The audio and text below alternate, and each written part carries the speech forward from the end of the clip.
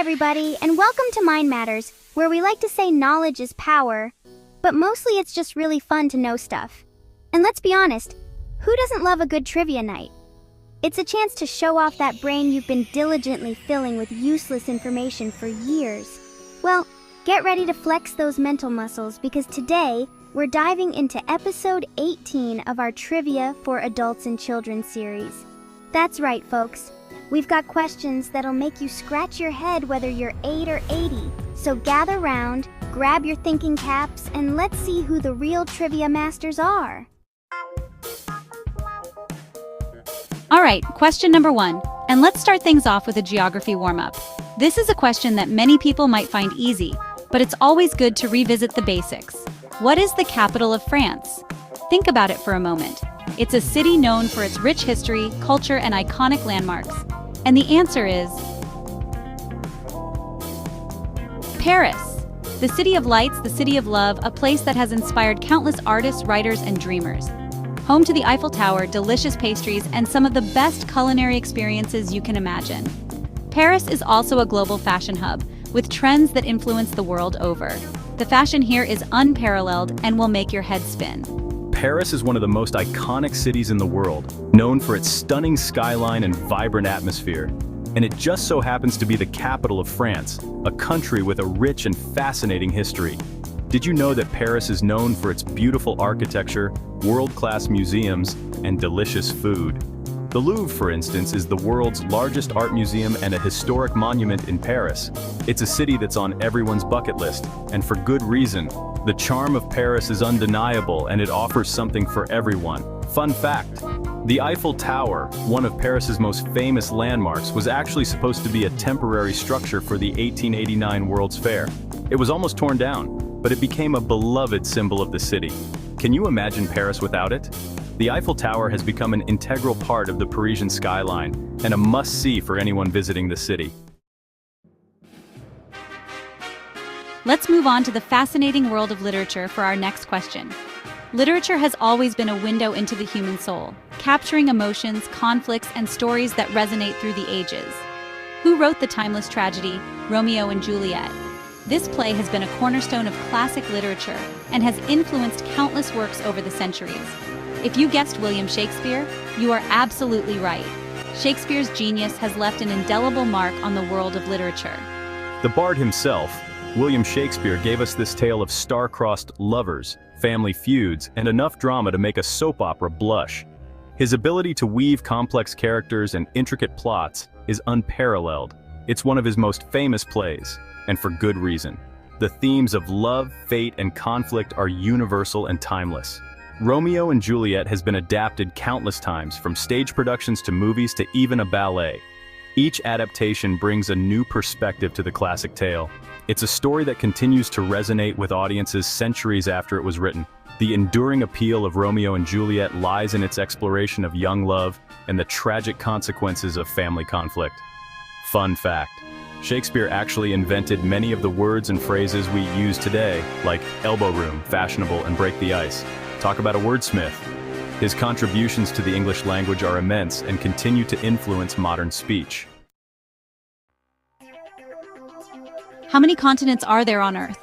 This one's a geography classic. Back to Earth we go for our next question. Each continent has its own unique cultures, landscapes, and wildlife. And Australia, Antarctica S2, Europe, South America, North America, Africa, we've got Asia. The answer is 7.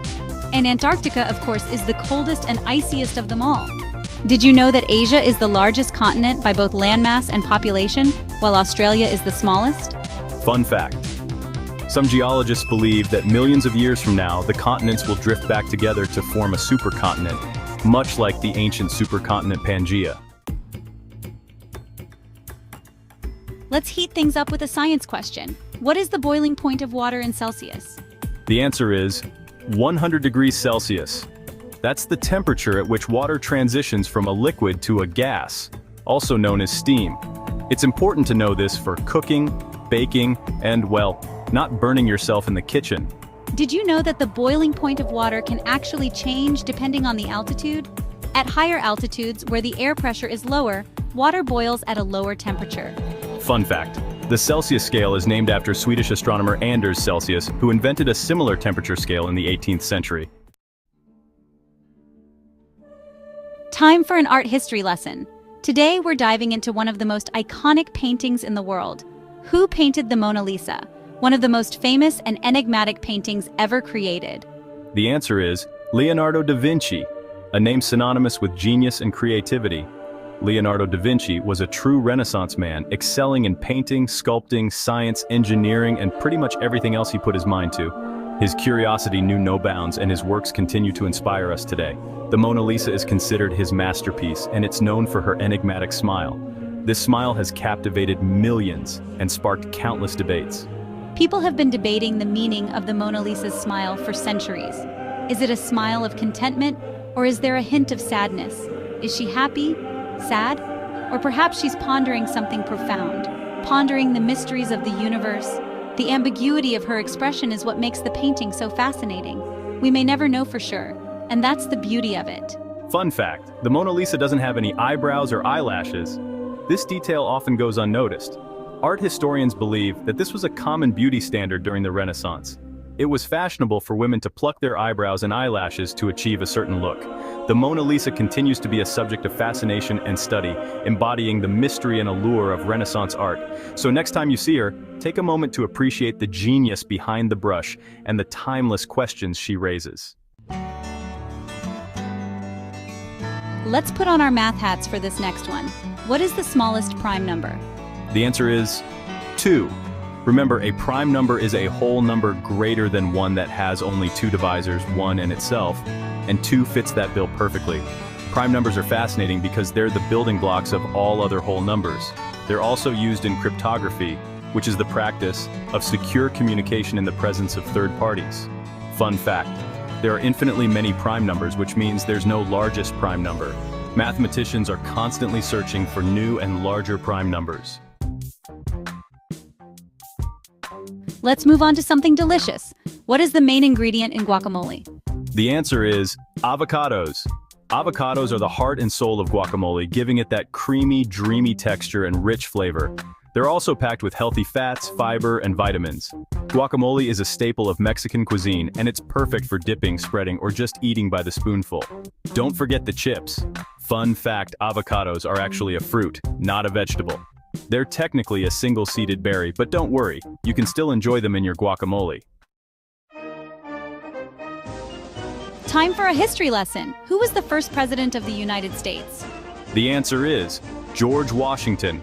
George Washington, the father of our country, led the Continental Army to victory in the Revolutionary War and presided over the Constitutional Convention. He's considered one of the most important figures in American history. Washington's presidency set the precedent for many of the traditions we still follow today, including the 2-term limit. He's also the face on the $1 bill and the quarter. Fun fact, George Washington was actually quite tall for his time, standing at around 6 feet 3 inches or 6 feet 4 inches. Well, that's all the trivia we have for today, folks. How did you do? Are you feeling like a trivia champion? Thanks for watching episode 18 of Trivia for Adults and Children on Mind Matters. We hope you had as much fun playing along as we did putting this episode together. Don't forget to like, subscribe, and hit the bell icon for more exciting trivia episodes. Until next time, keep those brains sharp.